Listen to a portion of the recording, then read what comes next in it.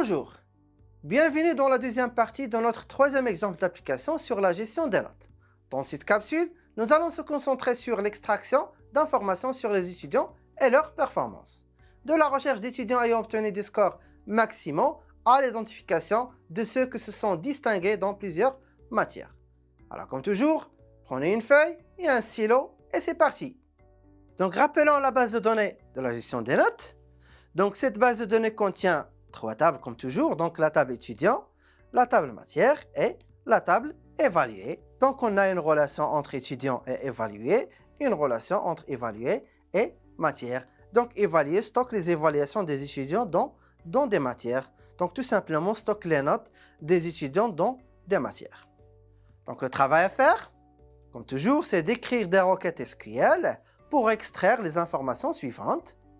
Donc la première information c'est liste des étudiants avec leur note maximale. Deuxième information, les étudiants, ça veut dire le numéro d'étudiants et prénom qui ont passé plus de 3 matières. Et la troisième information, c'est tout simplement les numéros d'étudiants ayant la moyenne générale inférieure à 10 et qui ont passé au moins 2 matières. Donc cliquez sur pause, essayez de trouver une solution avant de continuer. Nous voilà de retour. On va commencer par la première question. Liste des étudiants avec leur note maximale. Donc on va utiliser le principe du tableau pour répondre à cette question-là. Donc la première colonne, c'est tout simplement les informations. Deuxième colonne, c'est les conditions. Et troisième colonne, c'est les tables. Donc liste des étudiants. Donc par exemple, on va afficher seulement les numéros d'étudiants. Ainsi, la note maximale. Donc pour la note maximale, donc on a une fonction max et la colonne qui stocke les notes, c'est la colonne note. Donc max note. Donc note provient de la table évaluée.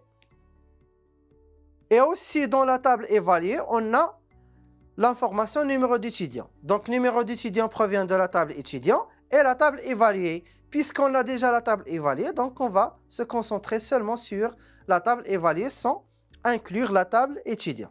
Est-ce qu'on a ici une condition? Donc non, on n'a pas une condition.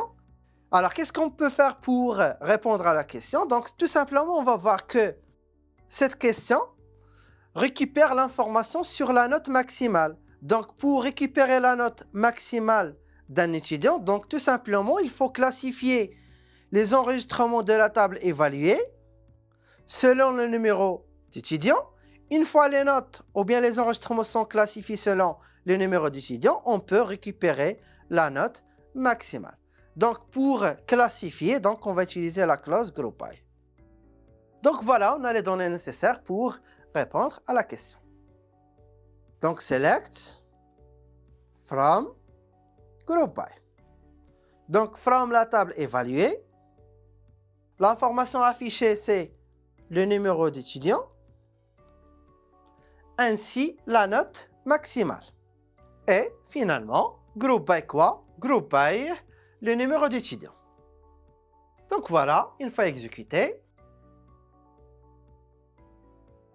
donc on obtient la note maximale associée à chaque étudiant. Par exemple, l'étudiant 1, donc la note maximale c'est 15,5, l'étudiant 4, la note maximale associée c'est 14 et ainsi de suite. Pour afficher le nom de l'étudiant au lieu de numéro d'étudiant, donc qu'est-ce qu'on a besoin? Donc on a besoin de la table étudiant, puisque la table évaluée ne contient pas une information sur le nom des étudiants. Donc le nom d'étudiant provient de la table étudiant. Donc qu'est-ce qu'on va faire? On va modifier la requête de telle sorte à effectuer la jointure entre la table évaluée et la table étudiant. Donc from évalué, donc on va renommer cette table par EV, join étudiant, on va renommer cette table par E, et puis la condition de jointure on EV.numéro d'étudiant égale E.numéro d'étudiant. Donc on a la jointure, et qu'est-ce qu'on va faire? On va modifier la requête de sélection. Donc au lieu d'afficher le numéro d'étudiant, on va afficher prénom. Donc prénom Et dans la clause group by, on va modifier le numéro d'étudiant par prénom. Donc comme ça, au lieu d'afficher le numéro d'étudiant, on va afficher le prénom associé à chaque étudiant. Donc voilà. Donc pour chaque étudiant, on a affiché la note maximale. Donc par exemple, Dunia c'est 14, Mohamed c'est 15,5, Sarah c'est 10 et ainsi de suite. Passons maintenant à la deuxième question. Donc quel étudiant, donc les informations affichées c'est le numéro d'étudiant ainsi prénom, ont passé plus de 3 matières. Donc pour répondre à cette question, donc qu'est-ce qu'on a besoin? On a besoin de classifier les enregistrements de la table évaluée. Donc classifier ces enregistrements selon quoi? Selon le numéro d'étudiant. Une fois les données sont classées, donc qu'est-ce qu'on va faire? On va compter le nombre de lignes dans chaque classification ou bien dans chaque groupe. Donc pour compter le nombre de lignes dans chaque groupe, donc qu'est-ce qu'on va faire? On va utiliser la fonction count. Count étoile. Donc count, ça permet de compter le nombre de lignes dans une classification ou bien dans un groupe. Alors maintenant, on va modifier la requête précédente de telle sorte à ajouter la fonction count, mais aussi on a une condition. Il faut que le nombre ici, c'est plus de 3 matières. Ça veut dire que le count est supérieur strictement à 3. Donc puisqu'on a une condition sur la fonction count, donc cette condition est placée dans la clause having. Donc voilà, donc maintenant on peut écrire la requête. Donc on va garder la requête précédente, donc on va ajouter le numéro d'étudiant, donc e.numéro étudiant, virgule prénom ou bien e.prénom, c'est pareil. Donc puisque la table évaluée ne contient pas une colonne prénom, donc étudiant prénom, et puis compter le nombre de notes. Donc count étoile, as total, donc on va renommer cette colonne par total, et puis dans la clause group by, on va ajouter le numéro d'étudiant ainsi le prénom.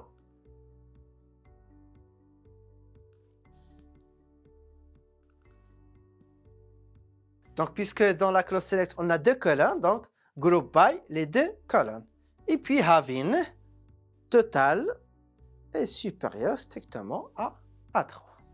Donc voilà, donc une fois exécuté, donc presque tous les étudiants ont passé au moins 3 matières. Donc les étudiants passent, donc Mohamed passe 5 matières, Omar 5 matières, Ismaël 4 matières, Dunia 5 matières et Sarah 5 matières. Si on veut modifier la requête pour garder seulement les étudiants ayant passé au moins 5 matières, dans ce cas-là, donc l'étudiant Ismaël n'est pas affiché. Donc ici dans total, donc on va faire supérieur strictement à 4. Donc lorsque cette requête est exécutée, donc voilà, donc maintenant l'étudiant Ismaël est disparu. Donc puisque Ismaël a 4 matières et on a dans la condition supérieure strictement à 4.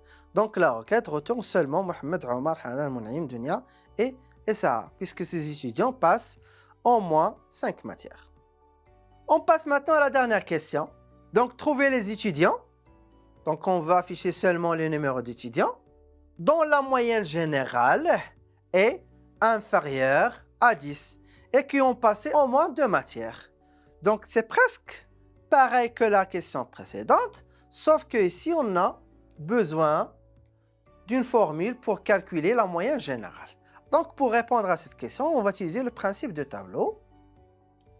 Donc les informations, conditions et table.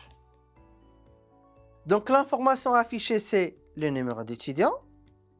C'est tout simplement le numéro d'étudiant, mais avec des conditions. Il faut que la moyenne générale inférieure strictement à 10. Et la deuxième condition, il faut que le nombre de matières est supérieur ou égal à 2. Donc au moins 2 matières. Donc le numéro d'étudiant provient de la table évaluée tout simplement. Et pour compter le nombre de matières, donc comme on avait dans la question précédente, on va utiliser la fonction count. Count étoile. Donc, count étoile supérieur ou égal à 2. Par contre, pour la moyenne générale, donc on a besoin d'une formule pour calculer la moyenne générale. Donc, on sait que la moyenne générale, c'est tout simplement égal la somme des notes fois coefficient divisé par la somme des coefficients. Donc, pour transformer cette formule en SQL, c'est tout simplement, on va calculer la somme des notes fois. Donc, pour le coefficient, donc elle est stockée dans la table matière, c'est tout simplement coef mat divisé par la somme des coefficients. Divisé par la somme des coef mat. Donc, c'est ça la formule pour calculer la moyenne générale. Il faut que la valeur retournée par cette formule est inférieure strictement à 10. Donc, on a les données nécessaires pour répondre à la question. Sauf que dans la partie table, on a besoin d'une autre table, c'est la table matière. Puisque le coefficient est stocké dans la table matière. Donc, on a besoin des deux tables. Donc, qu'est-ce qu'on va faire? On va faire la jointure entre ces deux tables. Donc, pour faire la jointure, on va utiliser la clause join. Donc, voilà, select from. Donc, puisqu'on a besoin de classifier les enregistrements, donc on va utiliser la clause group by. Et on a une condition sur le nombre de matières ainsi la moyenne. Donc, ce sont des colonnes affichées ou bien calculées en utilisant les fonctions d'agrégation. Et les conditions sur les fonctions d'agrégation est placée dans la clause having. Donc, voilà, on va commencer par select, le numéro d'étudiant. Donc, les tables utilisées, c'est la table évaluée. Donc, E, join, matière, M, on, donc la condition de jointure, E.codemat égale M.codemat. Donc, c'est la condition de jointure. Et group by quoi? Group by le numéro d'étudiant. Et puis, les conditions. Donc, on a une condition sur le nombre de matières. Donc, count étoile est supérieur ou égal à 2. Donc, pour au moins 2 matières. Et la deuxième condition, il faut que la moyenne générale est inférieure strictement à 10. Donc, pour calculer la moyenne générale, donc, qu'est-ce qu'on a fait? On a fait la somme des notes, donc E.note, fois M.coefmat, donc le coefficient, divisé par la somme des coefficients. Donc, il faut que cette valeur est inférieure strictement à 10. Donc, voilà, on a répondu à la question. Donc, maintenant, il faut exécuter. Mais avant d'exécuter, on va afficher les étudiants avec la moyenne et puis on va appliquer cette requête. Donc, on va modifier la requête de telle sorte à afficher aussi la moyenne.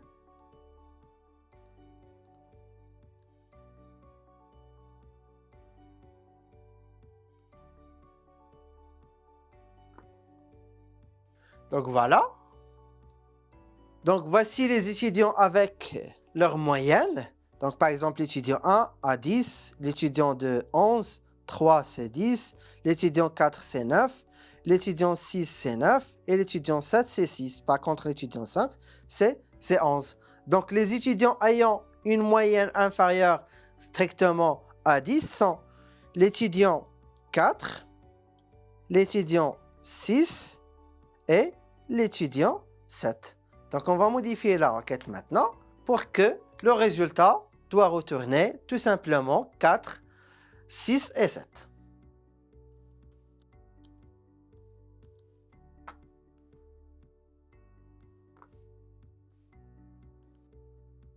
Donc, voilà. Donc, une fois exécuté, donc on obtient l'étudiant 4, l'étudiant 6 et l'étudiant 7. Et c'est ça la réponse à la question. Puisque ces étudiants-là, ils ont passé au moins 2 matières. Donc, ils ont passé 4 et 5 matières. Donc, la première condition est vérifiée.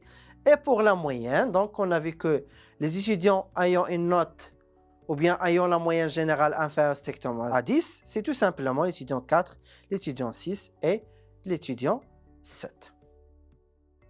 Et voilà. En conclusion, dans cette capsule, nous avons exploré des requêtes SQL liées à la performance des étudiants.